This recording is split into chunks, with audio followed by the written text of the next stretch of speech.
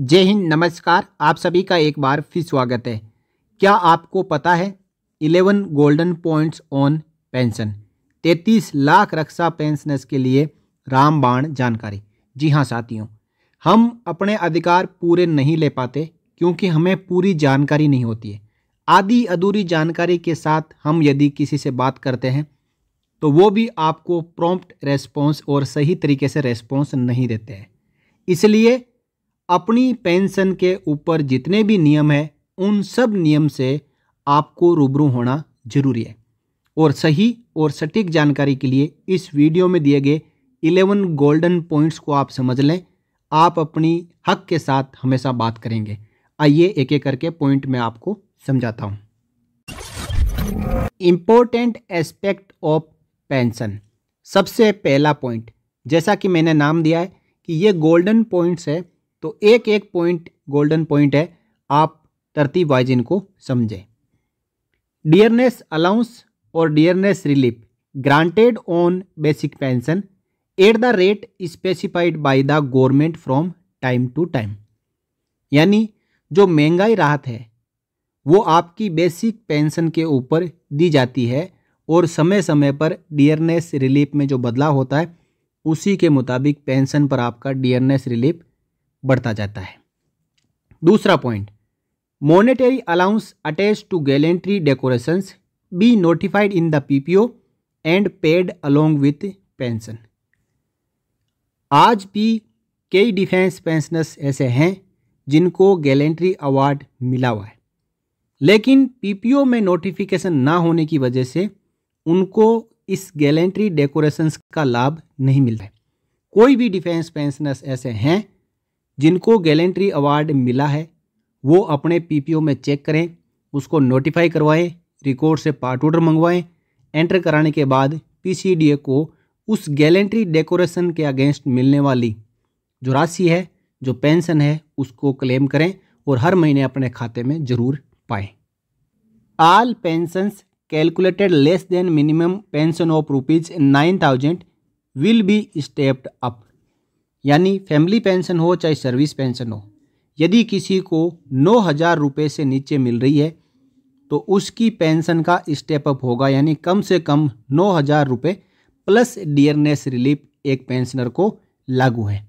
और ज़्यादातर केसेस में जहाँ रिजर्विस्ट पेंशनर्स है उनकी पेंशन यदि 9,000 रुपये से नीचे है बेसिक पेंशन, तो वो इसके लिए अपना केस टेकअप करें और उनकी पेंशन का रिवीजन होगा और 9,000 रुपये पर मंथ उनको पेंशन मिलेगी। चौथा point, condonation of deficiency in qualifying service by competent authority may be extended to up to 12 months. ये उन पेंशनर्स के लिए या फिर नॉन पेंशनर्स के लिए ज़रूरी है जिनको किसी भी कारणवश सेना से मिनिमम 15 साल क्वालिफाइंग पेंशनेबल सर्विस करने से पहले या तो निकाल दिया जाता है या फिर मजबूरन निकलना पड़ता है। तो ऐसे केसेस में भी उनको पेंशन मिल सकती है। यानी कोई 14 साल सर्विस करके या 14 साल 3 महीना, 14 साल 5 महीना, यानी 15 साल से कम सर्विस करके और 14 साल के बीच में सर्विस करके कोई सेना से बाहर गया है तो उनकी जो मिनिमम सर्विस है उसको 1 साल तक बढ़ाने का अधिकार रिकॉर्ड के पास में है। बस आपको चिट्ठी लिखनी है, अपना केस भेजना है और वहाँ पे ओआईसी रिकॉर्ड और कर्नल रिकॉर्ड इसके ऊपर नियमानुसार कार्रवाई करेंगे और 15 साल सर्विस काउंट करते हुए सर्विस पेंशन के हकदार आप हो सकते हैं। तो कई ऐसे जवान हैं जो 15 साल सर्विस करने से पहले, किसी की 6 महीना, किसी को 4 महीना, किसी को 5 महीना शॉर्ट सर्विस में रिटायरमेंट गए हैं, उनको यदि पेंशन नहीं मिल रही है तो वो अपने रिकॉर्ड ऑफिस को लेटर लिखाएं। पांचवा point, procedure of family pension. यानी सर्विस पेंशनर की डेथ के बाद में जो फैमिली पेंशन है उसके लिए जो उत्तराधिकारी है वो इस प्रकार होंगे। सबसे पहले सर्वाइविंग स्पाउस यानी पति और पत्नी। सर्विस पेंशनर की डेथ के बाद पहले जो फैमिली पेंशन के हकदार हैं वो हैं पति या पत्नी। दूसरा, eligible child below 25 years of age, 25 साल से नीचे एलिजिबल बच्चे। तीसरा, हैंडीकैप्ड चाइल्ड। चौथा, unmarried, widowed, divorced daughter and finally parents. तो ये ऑर्डर रहता है फैमिली पेंशन का। अब यहाँ पर फैमिली पेंशन के ऊपर नोट है, उनको भी समझना जरूरी है। स्पाउस इंक्लूडिंग लीगली सेपरेटेड, यानी स्पाउस में यदि कोई कानूनी तौर पर सेपरेट हो चुके हैं वो भी इसमें एलिजिबल है। Second, widowed oblique divorced daughter need not return to parents home. यदि कोई विडो या डाइवोर्स्ड डॉटर है, पुत्री है, उसको फैमिली पेंशन लागू है तो उसको ज़रूरी नहीं है कि अपने माँ बाप के घर में आएंगी तभी उनको फैमिली पेंशन मिलेगी। यदि ऐसी दशा में वो कहीं पे भी रह रही है, यदि वो विडो है या डाइवोर्स्ड है तो वो फैमिली पेंशन की हकदार है।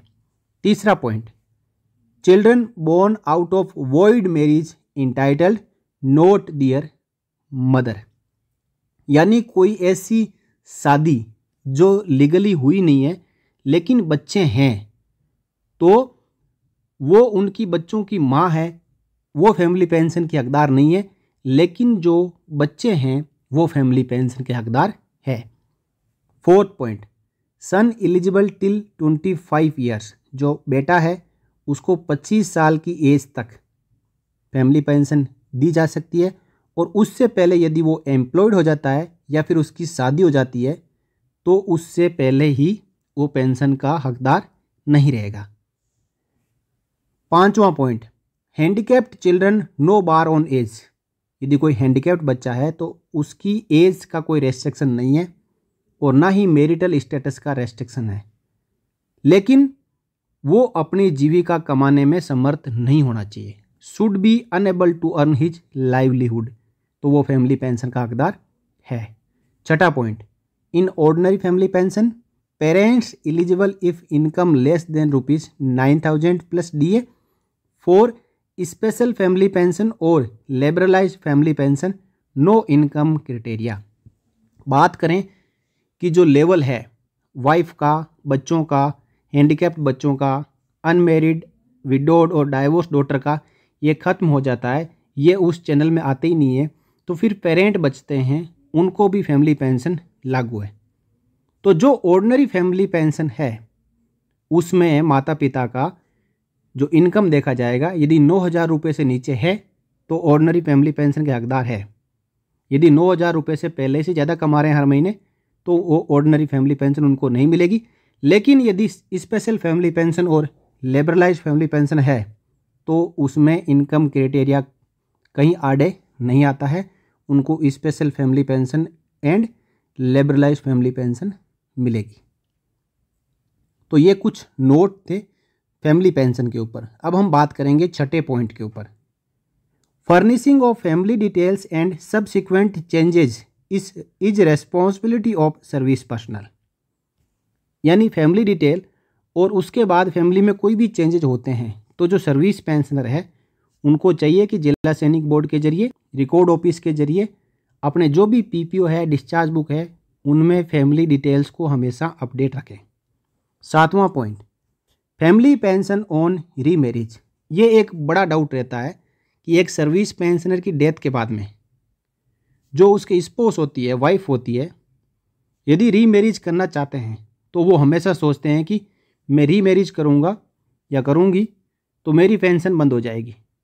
तो उसके लिए नियम है, सबकी पेंशन बंद नहीं होती है, वो हमें यहाँ पे आपको समझा देता हूँ।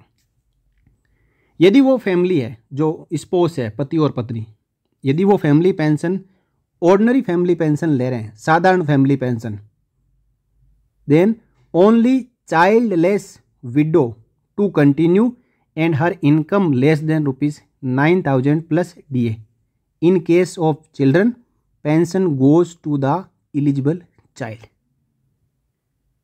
यदि कोई विडो रीमैरिज कर लेती है तो यदि उसके बच्चे नहीं हैं और इनकम 9,000 रुपये से नीचे है तो ऑर्डिनरी फैमिली पेंशन मिलेगी, और यदि बच्चे हैं तो ये ऑर्डिनरी फैमिली पेंशन उसके बच्चों को मिलेगी। पहला पॉइंट क्लियर हो गया। दूसरे पॉइंट पे चलते हैं, special family pension and liberalise family pension. If maintaining children pension continues else pension will be shared. ऐसी सिचुएशन में जहां विडो के बच्चे हैं और वो विडो यदि अपने बच्चों को मेंटेन कर रही है तो पेंशन कंटिन्यू रहेगी, विडो को मिलेगी। और यदि बच्चों को मेंटेन नहीं कर रही है तो पेंशन को बच्चों और उनकी माँ विडो के बीच में शेयर कर दी जाएगी इक्वली। 3 बच्चे हैं, एक उनकी माँ, तो जितनी भी पेंशन आ रही है मान लो 20,000 रुपये, तो सभी के बीच में 5-5 हज़ार रुपये शेयर कर दिए जाएंगे। चलिए 8वें पॉइंट पे बात करते हैं। Pension of a widow who dies before establishing her claim not allowed to her representative.